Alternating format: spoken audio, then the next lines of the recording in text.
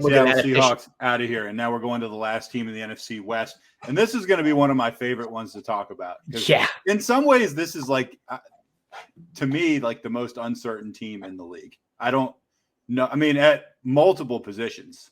Certainly in the division, at least, and maybe in the league. I mean, I haven't done the whole league yet, so possibly I'll eat those words later. But this one was nuts. Tell us about changes first of all that you see aside from the obvious ones, maybe, and then we'll talk about the quarterback, running back, wide receiver, and tight end, and then we'll close out the show. Yeah, I mean, the biggest thing is obviously at the quarterback position. Now, we don't know when that change is going to happen. If my fingers still remain crossed, it happens in the preseason before week 1, so we just know we're getting Trey Lance the entire season. Either way, if and when it happens, it's going to be a beautiful thing. I mean, this dude threw an 80-yard touchdown in his first preseason action. The parallels to like him and Mahomes that year when we were all in him on Mahomes in 2018 are just there's way too many signs like this is this year's Mahomes. I'm going to be going all in on Trey Lance, even if my projections don't have him as the highest quarterback. I think that's going to be one of the questions you might ask me, Nat. It is. Like, yeah. Oh, you have Trey Lance at like quarterback 10, but he's only 20-something in your projections. Well, that's because I don't think he plays the full season. But I do think the 8 to 10 starts you get from him are going to be league winning. The impact as an overall picture, we'll get into his specific stats in a second. The way that impacts the whole picture, though, with this offense is obviously you got to expect more rush attempts. In fact, it's one of the very few teams I have at a higher run rate, 51%, than pass rate, 49%, with 500 rush attempts and 490 rush attempts, right? Or pass attempts, rather. Sorry. So that's where the biggest change is going to happen, is because a lot of those rush attempts are going to go to Trey Lance. And then just in general, I think they're going to really try to pound that rock and control the clock, which should have an adverse effect on some of the passing game weapons. But certainly for Trey Lance and some of these running backs could be a real big boost. All right. Well, that answered a lot of my questions. I'll just tell you about this is really interesting because on projection, you actually had Jimmy G as your QB 30 and Lance as your QB 32. On the big board, you got Jimmy G as your QB 32 and Lance as your QB 14. So that, I mean, if you think his games are going to be league winning games, well, that answers that question right there. I mean, yep. Gut wise, you clearly like him more. Talent wise, you clearly like him more. QB 14 is a borderline starter, but you're thinking once he actually is starting, he's a legit starter for any just about any fantasy team.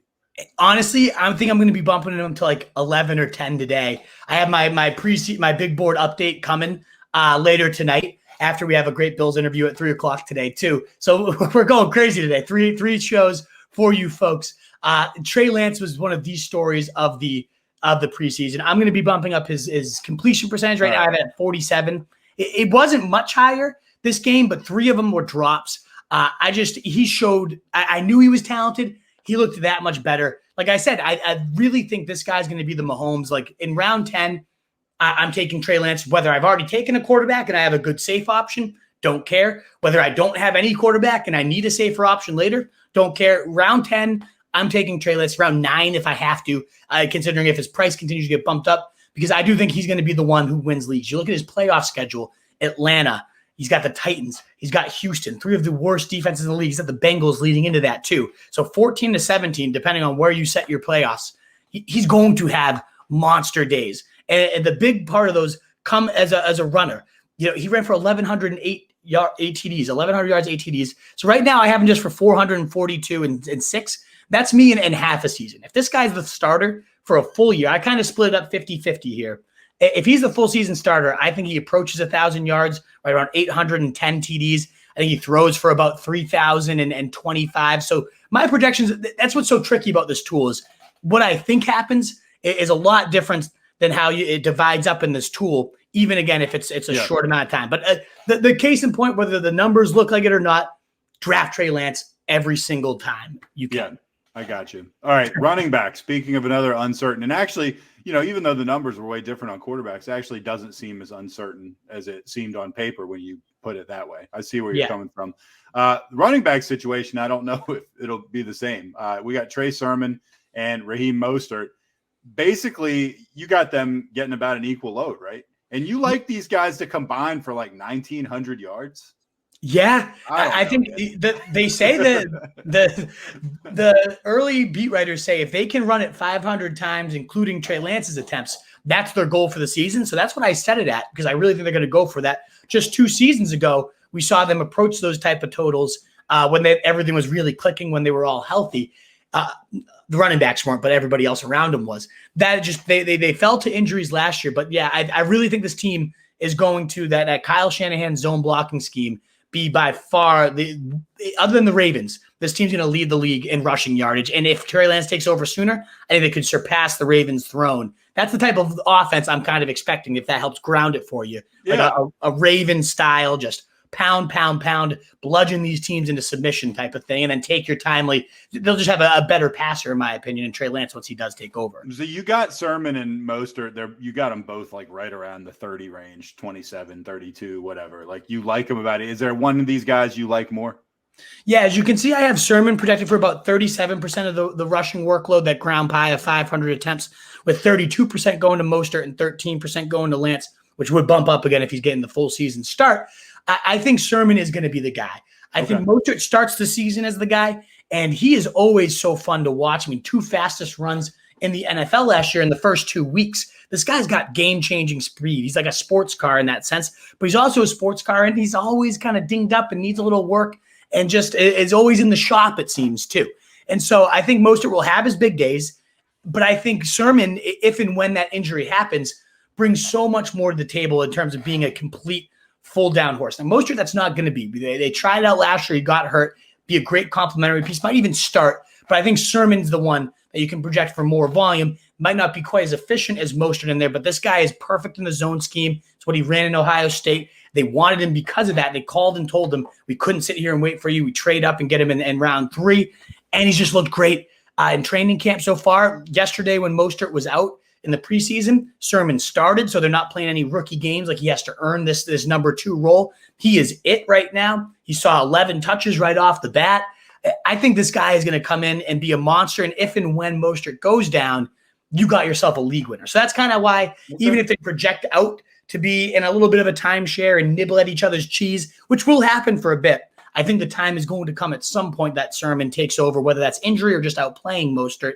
And he's really going to shine. But I like them both. I do like their prices right now. Your 7th rounder for Sermon, about an 8th rounder for Mostert. I'm going in on either of these guys. I just want one of the running backs, given, as you emphasized, I think this team rushes for about 2,000 total yards. So I want pieces of this backfield, no matter which ones it ends up being. All right, at receiver, Brandon Ayuk. That's a guy that I like going into this year personally. You like him for 1,000 yards about on 72 catches, 8 scores. You got him as your wide receiver 22/21 on your list, so you're pretty consistent with that. Deebo Samuel, little bit more of a discrepancy. You got him projected for 42 on your big board. You like him actually a lot more at 31. You like him for about 800 yards, 90-plus receptions, 3 touchdowns. Any breakdown there? Your gut seems to like Deebo maybe a little more than your numbers do. Yeah, I think Deebo, I just love the player, so it's hard to bump him down too low. It's just the injuries. He's going to get hurt at some point, given the way he plays and the history we know. We know he's just going to miss some time. And so, as I was saying with Carson, it's tough to try to project these out and factor in an injury, but then not. So he's a tough one to rank here. I think what happens with him and why I have him and Ayuk, that separation between them, I think Brandon Ayuk, he's going to fit if and when Trey Lance comes in, that deep ball. Deebo can get deep, but he's much more of a generate the yak opportunities, maybe the best, if not top 5, in terms of once the ball's in his hand. He's like a running back. He's that good and shifty with it. But Ayuk is much more. You can get deep. He can run the more complete route tree. So if this passing volume, this pie, gets a little condensed, I think Ayuk's going to end up being the one to benefit from the wide receiver standpoint. Of course, the number 1 option, the guy we have projected for the most targets, is at the tight end position. That's George Kittle, who I have projected for, what do I got here? 25% target share, 23% for Ayuk, and 19% for Deebo Samuel. So 110 targets for Ayuk, 120 for Kittle, and 91 for Deebo. So, you say 25% target share, that sounds monstrous, but when it's a smaller pie, 120-ish for Kittle, it's not quite as what people are saying. That's how I project the targets, though. And as you already mentioned, the receiving stats for the other two, 1,008 for Ayuk, 18, and then 792 and 3 for Deebo, with another couple touchdowns on the ground at 150, given those creative little ways they get to the goal line. But I have Kittle at 1,161 yards on 86 catches and 6 TDs as the main vein of this passing attack. It's so hard to project these guys out when we don't know exactly when the quarterbacks are. Like if it's Jimmy G all year, well, that run pass ratio is going to flip completely. If it's Trey Lance all year, that's going to also condense it, and the target just might go down even if the quality goes up. So it is such a hard one. This is one of the hardest teams to project outside of like New Orleans and a handful of others we're going to do later this week. I really just hope we get Trey Lance though from the top, so I can make an easier projection, and I also can just say I think this guy's top 10 right from the start.